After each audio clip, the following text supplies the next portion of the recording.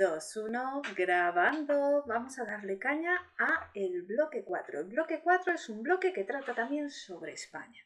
Si bien el tema 14 empezamos a hacernos una idea de qué es el proceso descentralizador y el consenso entre el centralismo y la descentralización en España, conceptos que vamos a ver ahora, si bien se va a ver eso, que es un poco general, vamos a centrarnos especialmente en la Constitución y las autonomías y las competencias y el proceso autonómico en España, que terminó en 2004, o sea, que hace nada y que estamos viviendo, porque nosotros vivimos con las autonomías y tendremos que saber cuáles son las competencias que tienen las autonomías, porque son quienes mandan, quienes organizan, quienes hacen las cosas. Pues tenemos que ver qué hace el Estado central, qué hacen las autonomías y de dónde saca el dinero cada uno, cómo se reparte estas ideas. Y después un principio súper mega ultra importante, que es el principio de solidaridad. Para eso nos tenemos que venir, por supuestísimo, a vuestro Drive. En el Drive nos vamos a encontrar muchísimas cosas, pero en el general tenemos los esquemas por bloque. Tenemos el bloque 4, que es súper mega ultra importante, y en él pues nos hablan un poco de qué son las fuerzas centrífugas y centrípetas, que ahora explicaremos, y después el modelo autonómico, la tradición y la historia que tiene este modelo autonómico, y nos centraremos después en la constitución de consenso que intentó mediar entre ambas fuerzas y cómo ha habido una tradición, cómo se hizo el traspaso y todas estas cositas, sin olvidarnos el concepto más importante, bueno, uno de los más importantes, el de solidaridad, que es el que sustenta todo el Estado español.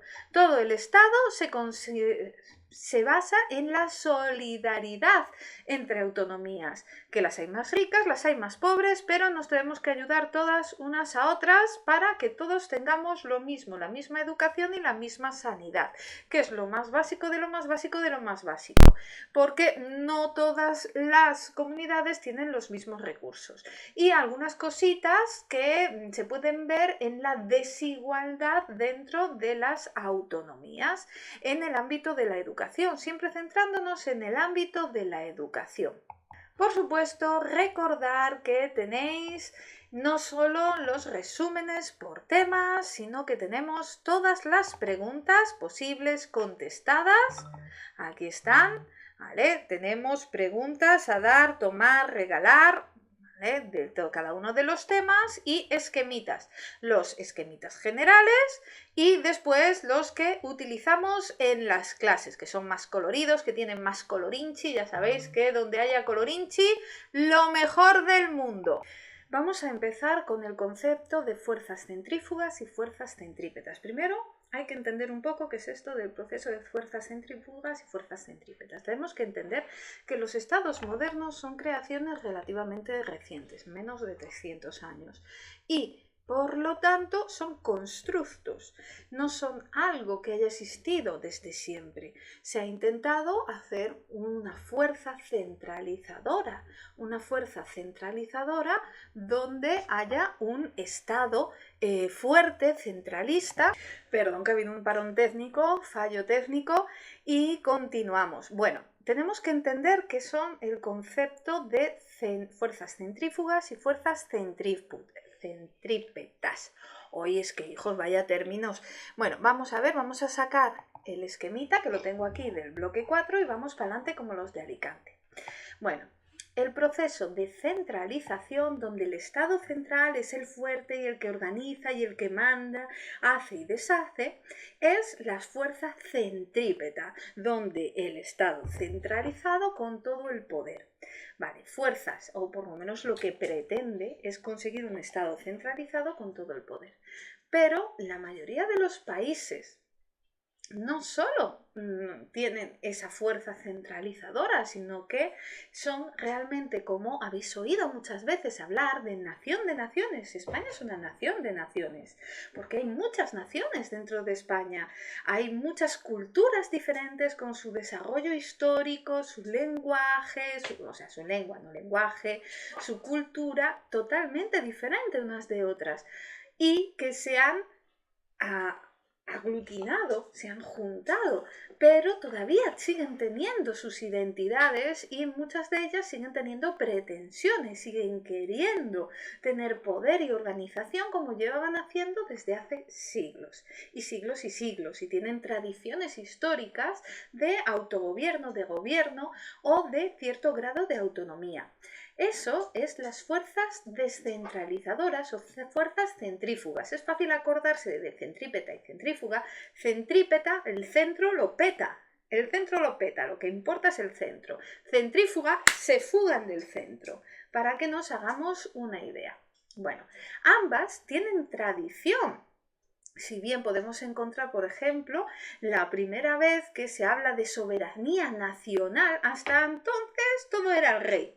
Era el rey, que era el rey de todos los reinos que había en España, que eran los Borbones y antes los que había. Pero nosotros, a partir de la Pepa, ¿os acordáis de la Pepa? De la Constitución de Cádiz, de la Constitución de 1812, fue donde se habló por primera vez de soberanía nacional, de que la soberanía reside en la nación. Y bueno, siempre estas fuerzas centralizadoras, estas fuerzas centrípetas, están abanderadas por el liberalismo moderno, por las ideas liberales modernas, y están encabezadas en España en la cabeza de los Borbones. Por su parte, las fuerzas centrífugas que se piran, País Vasco, Cataluña, Galicia, pues esas fuerzas centrífugas son muy apoyadas y están muy en auge gracias, por ejemplo, al romanticismo, el nacionalismo romántico. Aquí tenemos, por ejemplo, Rosalía de Castro en Galicia y también tienen su propia tradición. Había fueros en cada uno de estos, en Navarra, los fueros de Navarra, las cortes, la Generalitat tiene una tradición medieval, las cortes del País Vasco, el reino de Galicia, incluso anteriores, mucho anteriores de lo que es el Estado central, ¿vale? Entonces tenemos que entenderlo. También en las épocas más actuales tendremos el carlismo, ¿vale? Que tenemos que entender qué era el carlismo. Bueno, pues es una vertiente de los Borbones, porque cuando murió el rey Fernando VII, sexto, bueno, nunca me acuerdo de ese, pero cuando tenía que gobernar Isabel, la reina Isabel, ¿qué pasó? Y bueno, primero la regencia de María Cristina, pues ahí había un pequeñito problema. ¿Cuál es ese problema que había? Que había mucho machismo por ahí, no querían que una reina gobernase. Entonces, pues, ¿qué pasó? Que se quería instaurar la ley sálica, que después de la reina se instaló. Después de gobernarse, porque gobernó Isabel, después se instaló la ley sálica. Y se consideraba, había una vertiente monárquica que consideraba que quien debía gobernar era el hermano del rey, Carlos María Isidro, creo que se llamaba. Y así se hubo una vertiente y unas guerras, las guerras carlistas, que luchaban porque fuese el rey que gobernase y no la reina, o sea, el hermano del rey y no la reina la que gobernase. Bueno, y se apoyó para sus reivindicaciones y que le pelasen, les hicieron un poco de caso, se apoyó de los viejos fueros, de las tradiciones, de los nacionalismos periféricos, de la idea federalista, regional, monárquica y demás. También tenemos que entender que se apoyaban en las tradiciones medievales, en la historia, porque todo el nacionalismo periférico español se basa en tradición medieval, o sea que no es una cosa del día de hoy, es tradición. Si bien vamos a ver que ha habido todo un proceso de centralismo y de descentralización, vamos a ver cómo se ha ido jugando con el consenso, aunque el punto álgido fue la Constitución. Pero tenemos que ver diferentes momentos que son importantes. Otro punto súper álgido antes de la Constitución, que es cuando se intentó mediar, se intentó apaciguar, fue la Segunda República, como veremos, que es un proceso descentralizador donde se abogó por un sistema federal, sistema similar a una República Alemana con la Constitución de Weimar o sí, más similar a eso que al sistema de Estados Unidos, pero también podremos tomarlo como referencia al sistema federal estadounidense. Pero bueno, eso lo veremos porque antes de eso sí que hubo tradiciones que jugaban con el proceso de descentralización para intentar apaciguar estos nacionalismos periféricos. Bueno, si nos venimos aquí vamos a encontrarnos que ya con la creación de las provincias de Javier del Burgo en el 83, todo esto en el siglo XIX fue cuando se empezó a ver este proceso de descentralizador, estas tendencias descentralizadoras y mediadoras que se encuentran también en la Primera República, por supuesto, que ahí tuvo un boom descentralizador total. Las repúblicas fueron puntos de inflexión donde se buscaba sistemas federales, constituciones federales y no el sistema centralizador que tenemos ahora. Pero sí que hubo pequeños pasos, por ejemplo, la constitución de las provincias y más adelante con Moret, también a finales del siglo XIX, la preautonomías, que le podríamos llamar, que son las regiones, con un gobernador, ¿vale?, central, pero regiones que eran como uniones de provincias. Que esto fue continuado con, bueno, Sibela, Sánchez, pero sobre todo con Maura, que es cuando empezó a hablar de mancomunidades o asociaciones de provincias y que les dio cuerpo y les dio qué hacer, porque antes eran simplemente instituciones vacías, huecas. Bueno, pues fue con Canalejas, ya estábamos en el siglo XX, Maura y Canalejas los que crearon las mancomunidades, asociaciones de provincias, y les atribuyeron competencias, les dieron algo que hacer a estas mancomunidades. También en el proyecto Romanones dio muchas aspiraciones a los catalanes y Carlos Sotelo, padre, o sea, bueno, de hecho creo que era abuelo, también se hizo lo mismo, los estatutos de las provincias y demás, pero los puntos más importantes, por supuesto, fueron a partir del 14 de abril del 31 con la instauración y la proclamación de la Segunda República, donde allí en la Segunda República es un sistema totalmente federal, considerando a España una república democrática de trabajadores y que la república es un estado integral compatible con autonomías, municipios y regiones. Bueno, realmente es un proceso de descentralización y se les dieron muchas competencias a las regiones autónomas, similar a la Constitución de Weimar, como se estaba comentando, que tenemos por aquí. Ahí tenemos que entender que en la Segunda República nos vamos a centrar sobre todo en el ámbito de la educación. La educación estaba regida por el Estado central. El Estado central era quien creaba las escuelas. ¿Para qué? Para que todos los sitios tuviesen la misma educación, tuviesen las mismas escuelas y tuviesen los mismos materiales y demás, se diese lo mismo. Pero después sí que las autonomías, las diferentes autonomías, se les dieron ciertas concesiones. De hecho, a Cataluña se les permitió ya al final crear sus propios colegios paralelos a los colegios del Estado central. Pero la educación era del Estado. ¿Vale? Era del Estado y se encargaba del Estado para crear una escuela unificada y única. Bueno, tenemos que entender que con el fin de la Segunda República y el inicio de la dictadura se produjo un proceso súper fuerte, súper chungo de centralización, donde se persiguieron a los nacionalismos periféricos, su cultura, sus tradiciones, su idioma, y no fue hasta la Constitución, hasta la llegada de la democracia en el 78, donde se buscó el consenso, se buscó el equilibrio entre las fuerzas centrípetas y las fuerzas centrífugas.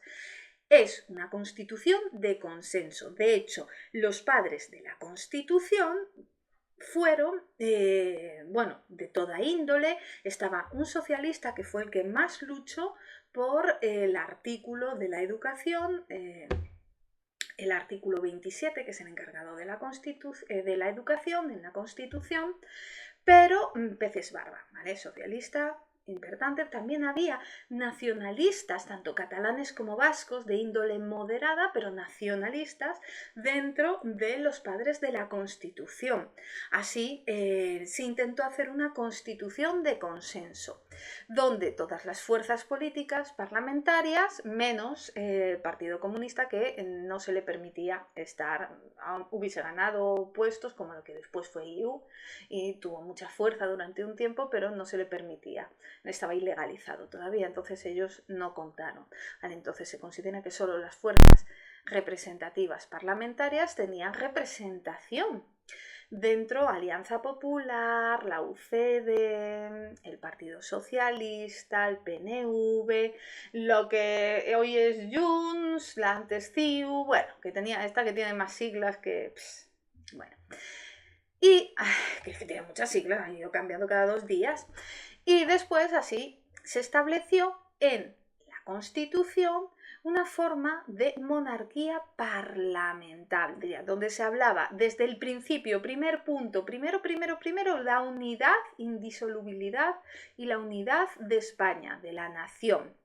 Pero también se reconoce el derecho a las autonomías y las nacionalidades. Ya se deja de prohibir los idiomas catalanes y vascos y la enseñanza de estos idiomas y el gallego, que estaban realmente perseguidos, y se les empieza a haber un proceso también de descentralización autonómico, y todo ello basándose en un principio, el principio más importante de todos, el principio de solidaridad. Este principio de solidaridad lo que hace es unificar a todas las situaciones. Es fundamental conocer cuál es el reparto de las competencias, sobre todo en el ámbito de la educación.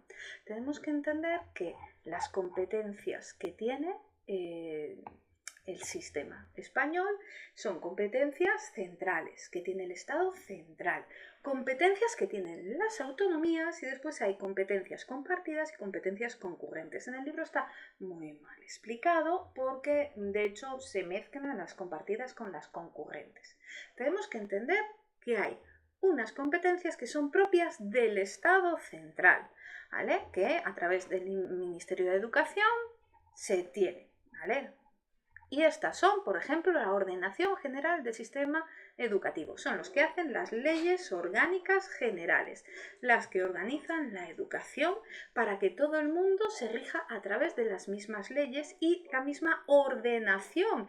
O sea que la ordenación, el diseño, planificación y dirección de las políticas educativas general, que dice que sea por la ESO, el primer ciclo de la ESO son 2 años, segundo ciclo de la ESO, bachillerato, primaria, quien lo organiza todo, eso es el Estado central. Y también el temario regula las condiciones de obtención de títulos, los títulos solo y exclusivamente del Estado central, y establece la programación general de la enseñanza, o sea, lo que se da en clase, para que todo el mundo dé lo mismo.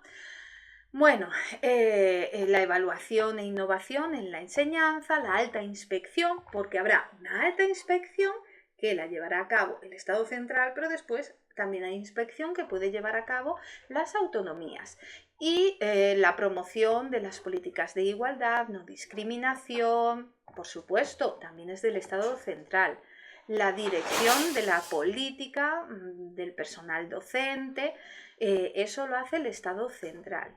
Y el ejercicio de las funciones de autoridad nacional, los Erasmus, y la gestión con las relaciones con Europa y cómo se organiza todo con Europa, porque tiene que haber un sistema educativo equivalente para que los títulos sean compatibles, básicamente. Pero también las autonomías tienen lo suyo. Las autonomías también tienen sus propios principios, tienen cositas que hacen ellas. Por ejemplo, evaluar los resultados de los centros y aplicar planes de actuación hacia los centros concretos de la comunidad autónoma, fomentar la cultura y el idioma de la lengua vernácula, y la enseñanza de la lengua vernácula se encarga cada comunidad autónoma. O sea, el vasco, la organización, los principios, lo que se da en las clases de vasco, de catalán, de gallego, se organiza cada comunidad autónoma. También los museos, las bibliotecas, por supuesto, cada comunidad autónoma, lo suyo, conservatorios de música, también están organizados por las comunidades autónomas. También la aprobación de normas que tengan que ver sobre el funcionamiento de las asociaciones de los docentes del ámbito regional. ¿Qué pasa de eso? Que en principio hay unas normas básicas de contratación, porque son funcionarios, igual para todos, pero después hay ciertas cosas que se pueden negociar, que eso es lo que hace que no todos los profesores cobren lo mismo, que no cobren lo mismo en el País Vasco que en Andalucía. ¿Vale? También tiene que ver con el nivel de vida, porque los alquileres son más caros en un lugar que en otro y se intenta compensar esas cosas. Bueno, también la creación y supresión de los centros públicos y la renovación. Si hay que hacer un arreglo a un instituto o a un colegio, pues ahí la comunidad autónoma. ¿Quién? ¿Que hace falta más colegios, más institutos? Pues los tiene que crear la comunidad autónoma. Y la autorización y renovación de los centros, también privados. Esto, o sea, quien da el permiso para crear un centro privado es la comunidad autónoma, o la renovación de los permisos y demás. Después hay competencias compartidas y competencias concurrentes. Las competencias compartidas es cuando se comparten las cosas, o sea, una parte se encarga el Estado central y otra parte se encargan las autonomías. Y aquí tenemos, por ejemplo, la educación en sí, realmente. ¿Por qué? Porque las leyes las leyes orgánicas las genera el Estado central, pero después su aplicación las llevan las autonomías. Esto está regulado por el artículo 149. El artículo 149 es el que se encarga de las competencias que son compartidas, las concurrentes y también las del Estado central. El 148 es que se encarga de las autonomías. Y por eso, como es el que se encarga de la ejecución de la educación, las normativas dadas por el Estado central, tenemos que entender que el 36% del gasto público del Estado se transfiere directamente a las autonomías solo para educación y sanidad. O sea, todo lo que ingresa el Estado central se lo da a las autonomías para que se encarguen, el 36% se lo da a las autonomías para que se encarguen solo de eso. Muchísimo dinero, porque son las que se encargan de su ejecución, ¿vale? Para que nos hagamos una idea. También la regulación que desarrolla las normas estatales y los elementos y aspectos básicos, y asumir las competencias ejecutivo-administrativas de gestión del sistema. Todo lo que es la gestión se hace las autonomías. Y después tenemos también competencias concurrentes que se mezclan muchas veces con las compartidas. Bueno, que es cuando los dos concurren en idénticas facultades, tienen idénticas facultades. También está por el artículo 149. Inspección de los sistemas educativos. Alta inspección es del Estado central, pero después la inspección regular la puede hacer tanto el Estado central como las autonomías. La inspección al colegio tal, al colegio cual. Ir a comprobar que todo vaya bien, que si hay algún problema lo regulen. Puede ser el Estado central o puede ser la autonomía quien lo regula. Y estas son las competencias que es algo súper importante. También tenemos que entender que el proceso autonómico no es un proceso que fuese de un día para otro, sino que hubo toda una serie de vías diferentes de acceso a las autonomías. ¿Vale? Vías de acceso diferentes, y se tardó un buen de tiempo. Vamos a ver ahora el tiempo. Así que nos encontramos 4 vías de acceso a las autonomías, al sistema autonómico y a las competencias que fuesen, o sea, que se tuviese pleno acceso cada comunidad autónoma a sus competencias y que las aplicase cada comunidad autónoma sin ayuda ninguna del Estado. Estas competencias que hemos visto, pues, no se hizo de la noche a la mañana, sino que se fue haciendo paulatinamente, por 4 vías. Tenemos una primera vía, que es la vía histórica, Cataluña, País Vasco y Galicia, donde tradicionalmente ya tenían, antes de la dictadura, ya tenían órganos preautonómicos, la Generalitat, por ejemplo, ahí en Cataluña. Entonces fueron los que primero accedieron y que tenían un acuerdo, había mayoría absoluta de los órganos preautonómicos y fueron las primeras en acceder. Después hubo otras que querían esos mismos derechos que tenían las comunidades históricas y querían hacerlo tan rápido como ellos. Entonces, las comunidades que querían podían exigir un proceso rápido, como las comunidades históricas, que se les acelerase el acceso a estos derechos. Y eso se ve por el artículo 151. Esto se hacía por dos formas: referéndum, ¿vale?, como hicieron en Andalucía, donde tenemos que ver que hay una tradición también descentralizadora con Blasco Ibáñez. Pues se hizo un referéndum que ellos también querían tener la misma rapidez y todos los derechos autonómicos ya, no querían esperar.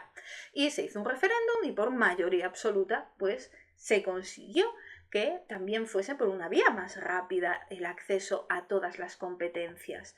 Y después también se podían pedir 3/4 partes de los municipios de esa comunidad autónoma. Si pedían el acceso a esa vía rápida, también se les daba. Bueno, ahí están las vías rápidas, pero no son las únicas.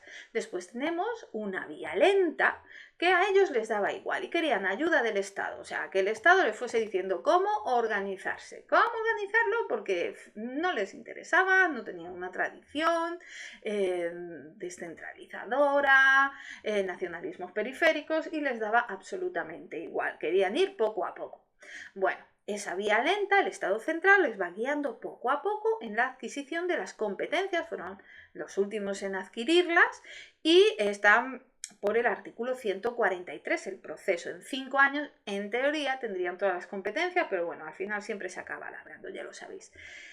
Competencias mínimas, y ahí tenemos las Castillas, Castilla-León, Castilla-La Mancha, Madrid, bueno, las que faltaban, ¿vale?, consiguieron los principios. Pero había otra vía excepcional, una vía lenta pero excepcional, que eran esas comunidades autónomas que no tenían intenciones de conseguir, no pidieron, como la Andalucía, no pidieron, oye, que quiero ir rápido, no, a ellas les daba igual, pero se les aceleró el proceso de adquisición de las competencias por estrategia. Por ejemplo, Navarra, como era una de la anexión de Navarra y el País Vasco, siempre ha sido uno de los bastiones del nacionalismo vasco, bueno, pues, hablan euskera también, por toda la historia en común que tienen, pues para desactivar esa bomba, pues lo que le hicieron es acelerarle el proceso. Venga, vosotros adquirir las competencias rapidito,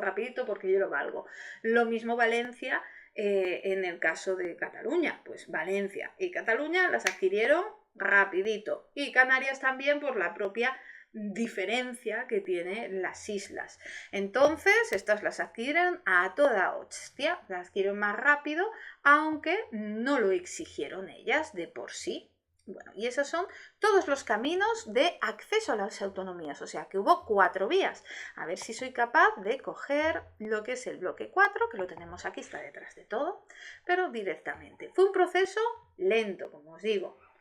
Hubo 4 etapas para ir adquiriendo todo esto. Una primera etapa de 1976 al 81, donde empezaron las preautonomías, los primeros estatutos autonómicos.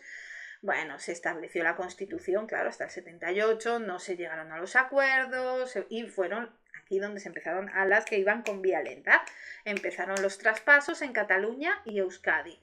Después, una segunda etapa del 81 al 92, acordaros del 92, ese año fue la hostia, porque estaba la Expo, las Olimpiadas y encima se terminó la segunda etapa de las autonomías con pactos autonómicos.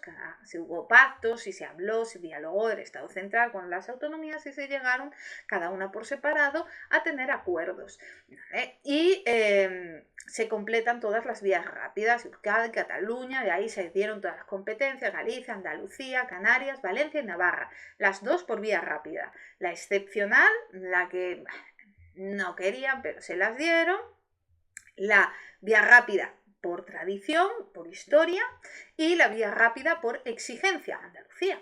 ¿Vale?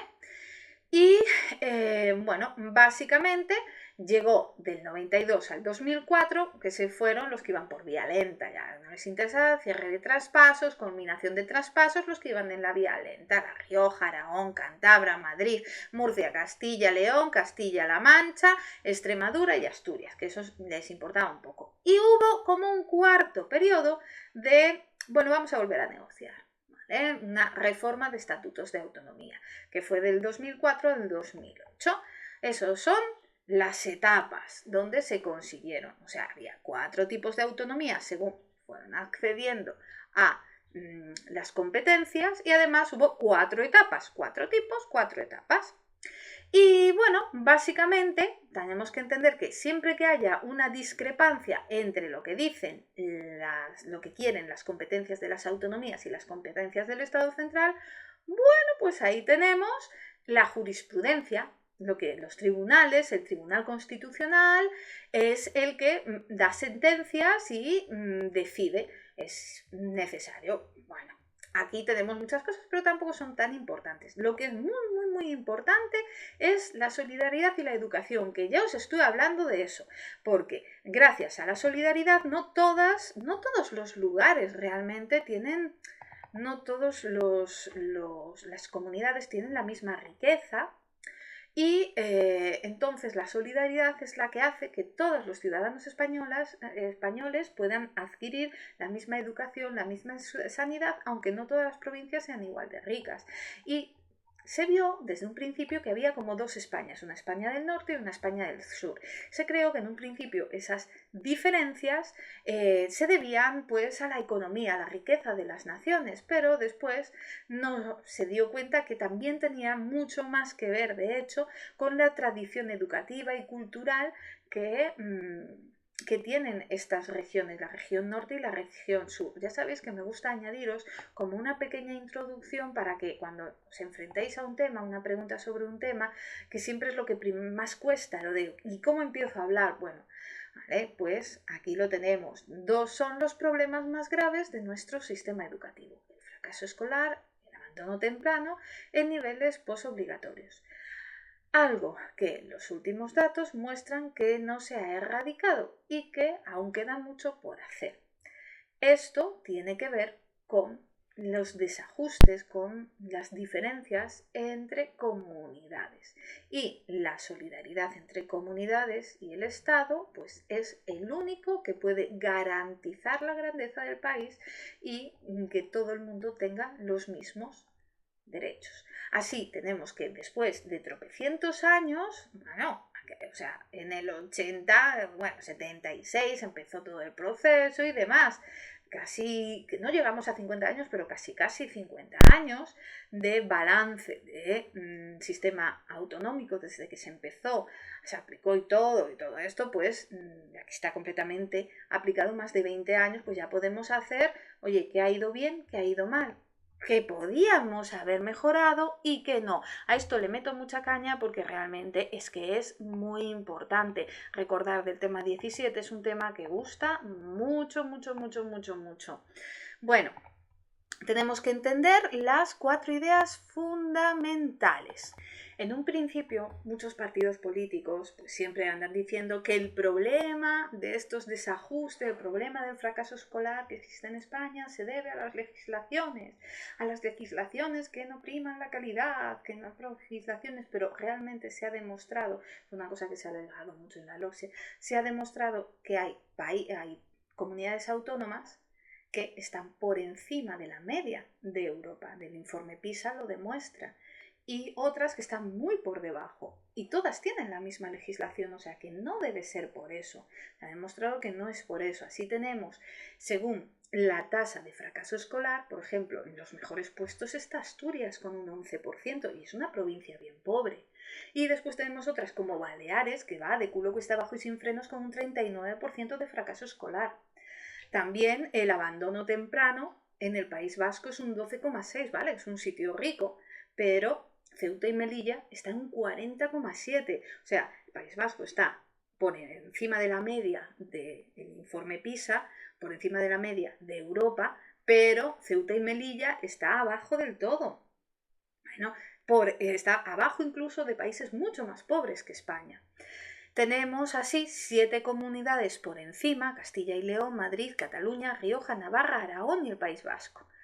Unas que están ni fu ni fa, como Murcia, Andalucía y el archipiélago, Cierta Medilla, y así que están por debajo de la media, y tenemos que ver que hay como una división de norte y sur, y que esto tiene que ver también mucho con factores culturales, no solo económicos, y cómo el auge de la cultura, el fomento de la cultura tiene que ver con algo cultural, o sea, tiene que ver con algo cultural, que tiene que ver con el arraigo, la importancia que se le da a la cultura y al estudio en estas zonas.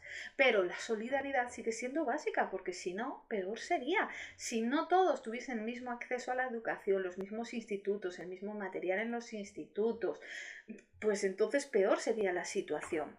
El proceso de descentralización no tiene todo negativo. Podemos ver que ha habido cosas positivas. Por ejemplo, bueno, se implantó la democracia, aunque la intentaron tirar abajo el 23F, ¿vale? Pero se consiguió. Reducir las tensiones de centro-periferia, o sea, reducir las tensiones de las autonomías, quieras que no, pues fueron paliando todas las tensiones. Vale, ya sé que hace poco ha habido más tensiones, pero bueno, que está más o menos todo tranquilito. Antes estaba peor. Creación de administraciones autonómicas. Bueno, se creó todas unas instituciones, unas organizaciones que funcionan. Doble proceso constituyente, distribución horizontal y vertical. O sea, cuanto más dividido esté la organización, más control hay en unas y otras. Cultura autonómica. Esto da grandeza a los idiomas periféricos. Todo lo que sea sumar cultura engrandece a una sociedad. Entonces es bueno. Que el traspaso fue pacífico y gradual, o sea, que cada uno lo hizo como buenamente pudo y que no hubo conflicto. Y sí que todas buscan mejorar la situación y, bueno, casi todas las provincias intentan aumentar el gasto en educación, el gasto público, que ir bien.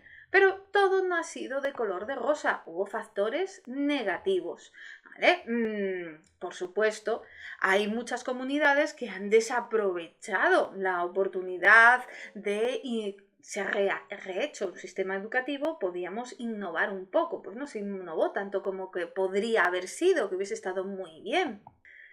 También otro problema que podemos encontrar es que muchas veces el Ministerio de Educación intenta ocupar lugares que son de las autonomías, que en vez de ser una cosa muy eficaz, muy especializada y pequeñito pero potente, pues intenta ocupar los lugares que no son suyos. Hay una fragilidad del sistema de evaluación. Con la LOCSE se ve y con la LODE se ve que la Conferencia de Consejeros de Educación, pues como que no hay como una unificación y no quedan todos los representantes de las comunidades autónomas de educación para estar de acuerdo.